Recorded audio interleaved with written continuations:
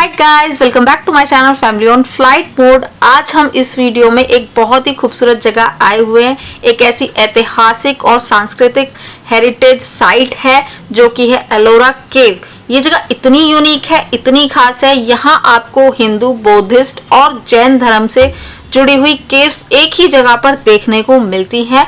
तो बिना किसी देरी के हम इस वीडियो को शुरू करते हैं और एक्सप्लोर करते हैं इन केव्स की हिडन स्टोरीज को।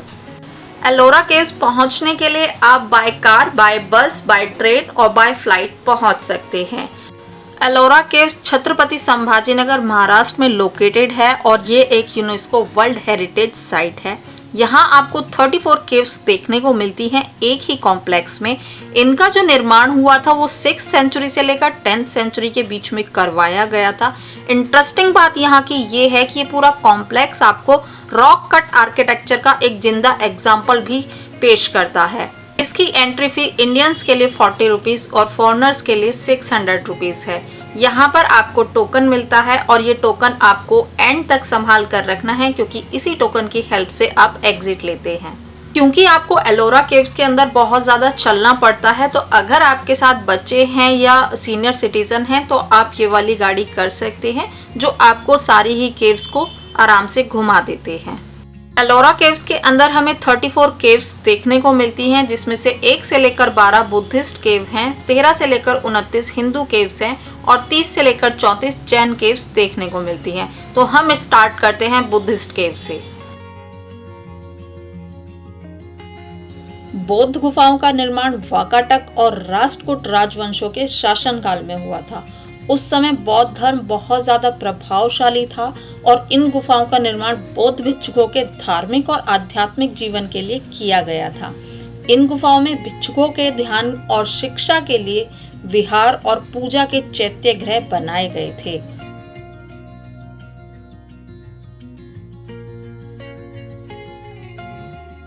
कुछ बैठकें इस तरह की हमें आज भी यहाँ देखने को मिलती हैं।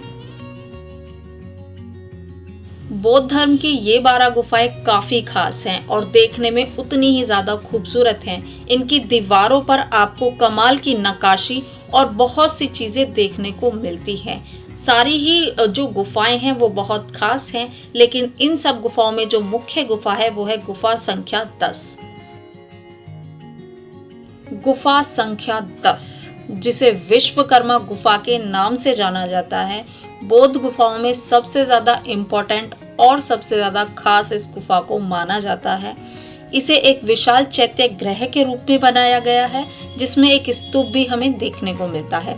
इस गुफा को सुतार की गुफा भी कहा जाता है क्योंकि जो इसकी वास्तुकला लकड़ी के समान दिखती है। हालांकि आप देख सकते हैं ये लकड़ी का नहीं है, ये पूरी तरह से पत्थर से ही बनाया गया है, जो कि काफी ज्यादा खूबसूरत है।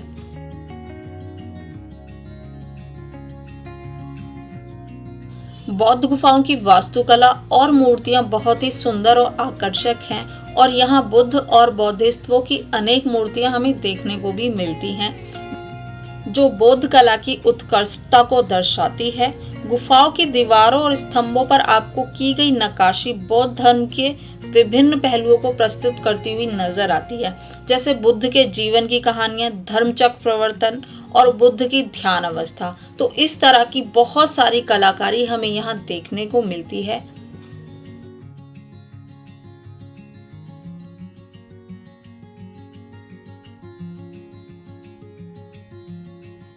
बौद्ध गुफाओं का ऐतिहासिक और धार्मिक महत्व बहुत ज्यादा है और आज भी ये हमें देखने को मिलती हैं। ये सब गुफाएं उस समय की बौद्ध संस्कृति, कला और धार्मिक जीवन का प्रतीक हैं। इन गुफाओं में बिताया गया समय आज भी बौद्ध धर्म के अनुयायियों और कला प्रेमियों के लिए प्रेरणा का स्रोत हैं।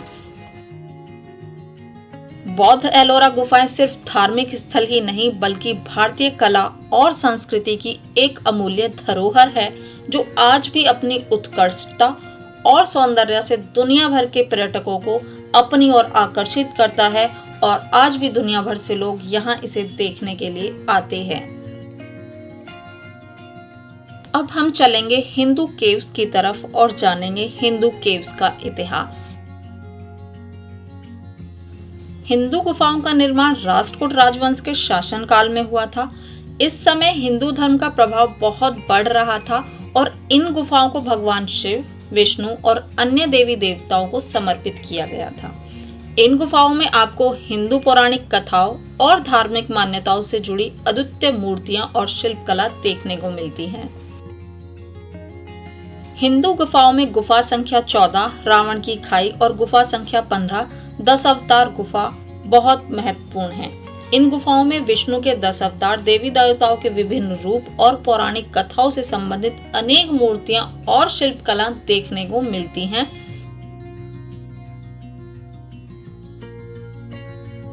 लेकिन हिंदू गुफाओं में सबसे खास जो गुफा है वो है गुफा संख्या 16, जिसे कैलाश मंदिर के नाम से भी जाना जाता है। ये गुफा हिंदू गुफाओं में सबसे प्रमुख और विख्यात गुफा है। क्योंकि इसे कैलाश मंदिर के नाम से भी जाना जाता है, उसका कारण है कि ये मंदिर भगवान शिव को समर्पित है और इसे पूरे पर्वत को काटकर बनाया गया है। कैलाश मंदिर की खासियत ये है कि ये एक ही पत्थर से निर्मित है और इसका पूरा ढांचा ऊर्ध्वाधर यानी कि ऊपर से नीचे की तरफ तराशा गया है और इसीलिए ये सबसे ज्यादा खास और यूनिक टेम्पल माना जाता है।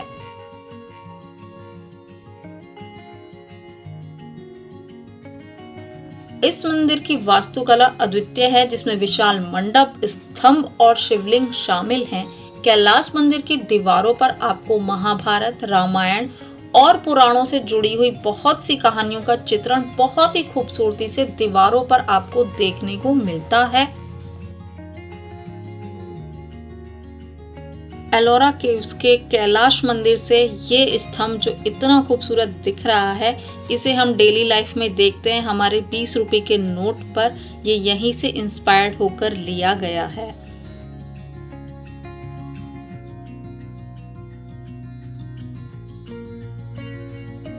कैलाश मंदिर भारतीय शिल्पकला का एक उत्कृष्ट उदाहरण है। ये एकमात्र ऐसा मंदिर है जिसे ऊपर की तरफ से बनाया गया है, बल्कि सभी जो मंदिर होते हैं या कोई भी इमारत होती है उसे नीचे से ऊपर की तरफ बनाया जाता है, बट ये इकलौता ऐसा मंदिर है जिसे ऊपर से नीचे की तरफ तराशा गया है और बनाया गया है। अनुमान है कि इस मंदिर को बनाने में जो समय लगा वो लगभग 18 वर्ष का समय लगा था।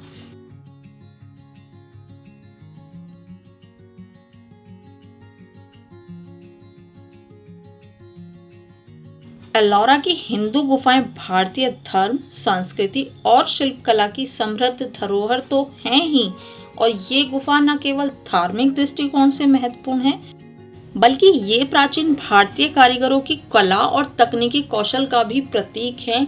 हम देख सकते हैं कि एक बेजान पहाड़ को कितनी खूबसूरती से तराशा है उन कारीगरों ने, उन शिल्पकारों ने, जो उसको इतना खूबसूरत रूप देकर एक खूबसूरत मंदिर बनाया है जो भगवान शिव को समर्पित है। और इस खूबसूरत मंदिर को कैलाश मंदिर के नाम से आज भी हम लोग देखते हैं और यहाँ के कुछ मंदिरों में आज भी सभी लोग अपने स्लीपर बाहर उतारकर अंदर जाते हैं।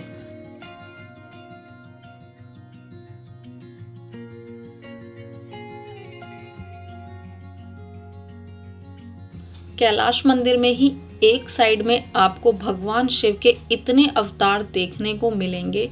कहीं पर वो माता पार्वती के साथ हैं, कहीं पर वो किसी राक्षस के साथ युद्ध कर रहे हैं या वध कर रहे हैं, कहीं पर वो माता गंगा उनके जब सर से प्रकट हुई थी उस तरह का दृश्य दिखाया गया है। ध्यान मुद्रा में बैठे हैं माता पार्वती के साथ में, तो बहुत ही खूबसूरती से भगवान शिव के अलग अलग दृश्य यहाँ पर दिखाए हुए हैं, जो कि बहुत ही अच्छे से यहाँ पर निर्माण किया गया है। आश्चर्य की बात ये है कि सामने बने हुए स्तंभों की छाया दूसरे स्तंभ पर पड़ती है, ना कि जो सामने मूर्तियां बनी हैं उन पर।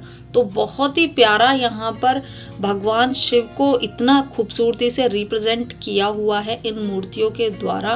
नटराज का रूप भी हमें यहाँ देखने को मिलता है। अलग अलग तरीके से भगवान शिव के बहुत सी मूर्तियां आपको इस वाली साइड में देखने को मिलती हैं। अगर आप यहाँ पर गाइड के साथ जाते हैं तो वो आपको और ज़्यादा डिटेल में इंफॉर्मेशन देते हैं कि किस तरह से इस पूरे मंदिर का निर्माण हुआ है।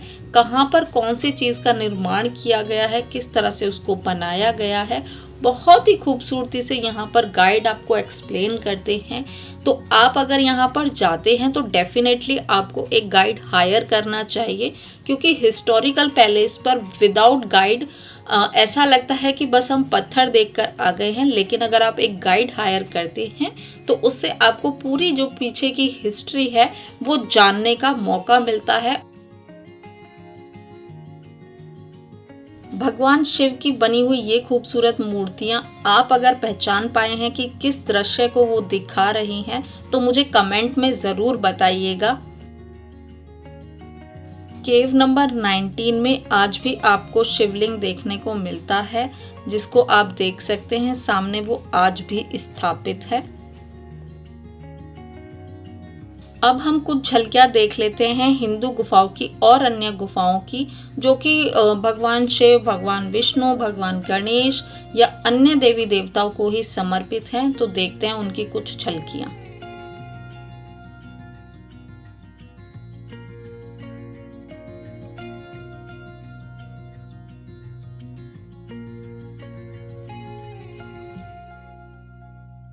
अब हम चलते हैं जैन केव्स की तरफ। जैन गुफाओं का निर्माण राष्ट्रकूट और यादव राजवंशों के शासनकाल में 9वीं और 10वीं शताब्दी के बीच हुआ था और ये दिगंबर संप्रदाय के जैन तीर्थंकरों को समर्पित है। इस समय जैन धर्म का प्रभाव भी इस क्षेत्र में व्यापक था और इन गुफाओं को जैन भिक्षुकों के ध्यान, पूजा और धार्मिक शिक्षा के लिए बनाया गया था। जैन गुफाओं में मुख्य रूप से जैन तीर्थंकरों की मूर्तियां और अन्य धार्मिक प्रतीक देखने को मिलते हैं। इन गुफाओं की वास्तुकला और मूर्ति शिल्प बहुत ही विस्तृत और जटिल है, जो उस समय के कलाकारों की उत्कृष्ट शिल्पकला को दर्शाते हैं। जैन केव्स की मुख्य जो केव्स हैं वो हैं केव नंबर 30, जिसे छोटा कैलाश के नाम से जाना जाता है, केव नंबर 32 जिसे इंद्र सभा के नाम से जाना जाता है, केव नंबर 33 जिसे जगन्नाथ सभा के नाम से जाना जाता है। इन सभी की दीवारों पर आपको सुंदर और विस्तृत रूप से मूर्तियां देखने को मिलती हैं। बहुत ही खूबसूरती से नक्काशी इन पर की गई है। सो बहुत ही ज़्यादा खूबसूरती से इनको भी तराशा गया है। सो गाइज, ये जगह सिर्फ एक हिस्टोरिकल साइट नहीं है, बल्कि ये एक ऐसी जगह है जहां आप स्पिरिचुअलिटी, आर्ट और हिस्ट्री का परफेक्ट ब्लेंड देख सकते हैं। और अगर आप हिस्ट्री लवर हैं, आर्किटेक्चर लवर हैं, तो एलोरा केव्स आपके लिए मस्ट विजिट डेस्टिनेशन हो सकता है। तो गाइज, ये था हमारा एलोरा केव्स का शॉर्ट टूर। आई होप कि आपको ये वीडियो पसंद आया होगा। वीडियो पसंद आया तो लाइक शेयर करना बिल्कुल मत भूलिएगा। चैनल पे नए हैं तो सब्सक्राइब ज़रूर कर दीजिएगा। जल्दी मिलूंगी मैं आपसे नई वीडियो में, नई जगह पर, नई इन्फॉर्मेशन के साथ। तब तक के लिए बाय बाय।